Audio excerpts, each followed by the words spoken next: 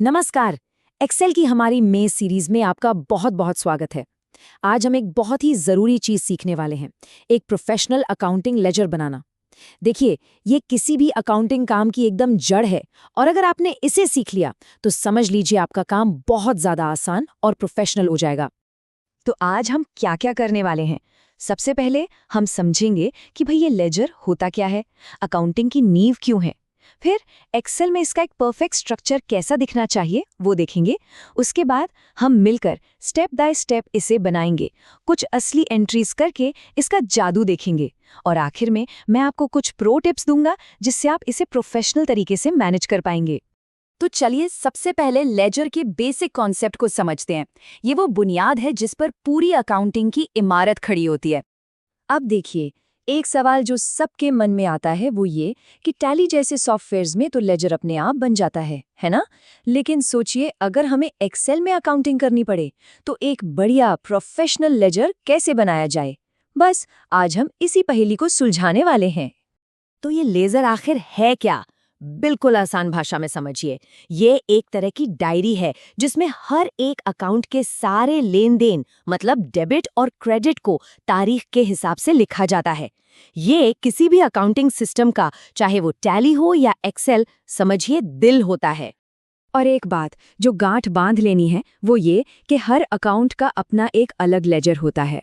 मतलब कैश का सारा हिसाब किताब कैश लेजर में, सारी सेल्स का सेल्स लेजर में, और अगर कोई क्लाइंट है तो उसका हिसाब उसके अपने लेजर में।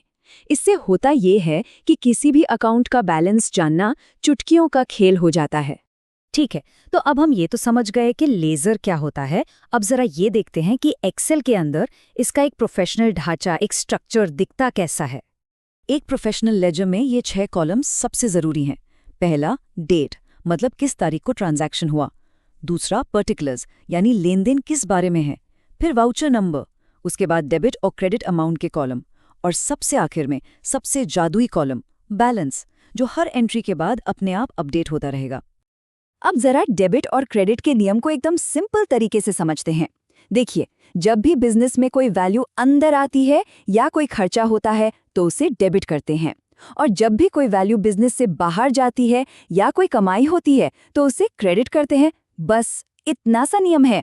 चलिए अब इस सेशन के सबसे मजेदार और प्रैक्टिकल हिस्से पर आते हैं। अब हम मिलकर स्टेप बाय स्टेप ये लेजर बनाना शुरू करते हैं। तो सबसे पहला काम, एक्सेल में ये सारी हेडिंग्स बना लीजिए। फिर इस पूरे एरिया को सिलेक्ट करके फॉर्मेट एज टेबल पर क्लिक कर दीजिए। इससे फिल्टर और सॉर्टिंग करना बहुत आसान हो जाता है। इसके बाद अपने हिसाब से कॉलम्स की चौड़ाई ठीक कर लीजिए और एक साफ सुथरा लुक देने के लिए बॉर्डर्स लगा दीजिए। याद रखिए, एक अच्छी दिखने वाली रिपोर्ट हमेशा इंप्रेस करती है। अब आता है वो फीचर जो हमारे एक्सेल लेजर को किसी महंगे सॉफ्टवेयर जैसा पावरफुल बना देगा, और वो है रनिंग बैलेंस।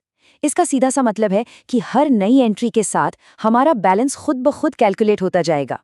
और इसका लॉजिक बहुत ही आसान है। फॉर्मूला है, पिछले वाला बैलेंस, उसमें डेबिट अमाउंट को जोड़ दो और क्रेडिट अमाउंट को घटा दो। बस ये एक छोटा सा फॉर्मूला आपके लेजर में जान डाल देगा और आपको हमेशा लाइव बैलेंस दिखाएगा।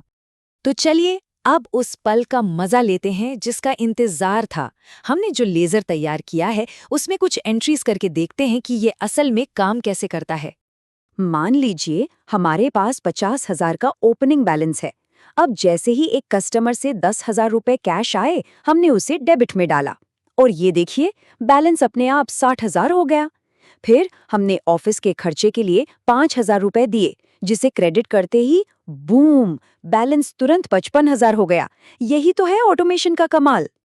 और क्योंकि हमने शुरुआत में ही इसे टेबल फॉर्मेट में बदला था, उसका फायदा अब देखिए।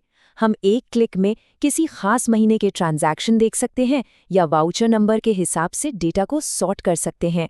सब कुछ कितना आसान हो गया है। लेजर बनाना तो हमने सीख लिया, पर एक प्रोफेशनल की तरह उसे लंबे समय तक मैनेज करना भी उतना ही जरूरी है। तो चलिए कुछ बेहतरीन टिप्स और ट्रिक्स पर नजर डालते हैं। देखिए, जब कोई शुरू करता है तो कुछ आम गलतियां हो जाती हैं, जैसे डेबिट की एंट्री क्रेडिट में कर देना, या फॉर्मूला लगाते समय गलत सेल सेलेक्ट कर लेना, या ओपनिंग बैलेंस डालना ही भूल जाना।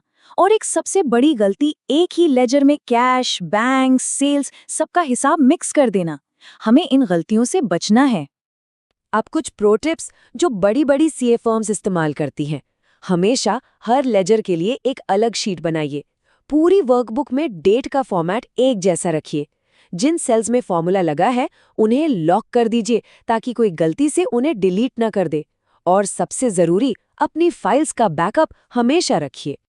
तो आज का निचोड़ क्या है?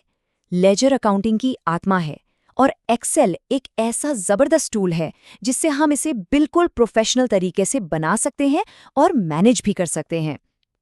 अब आपके पास एक पूरे अकाउंटिंग सिस्टम की नींव रखने का ब्लूप्रिंट तैयार है। हमारी एक्सेल में सीरीज के अगले पड़ाव में हम देखेंगे कि इन लेजर्स के डेटा को इस्तेमाल करके ट्रायल बैलेंस कैसे बनाया जाता है, जो अकाउंटिंग प्रोसेस का अगला बहुत ही महत्वपूर्ण कदम है। तो मिलते हैं अगली बार।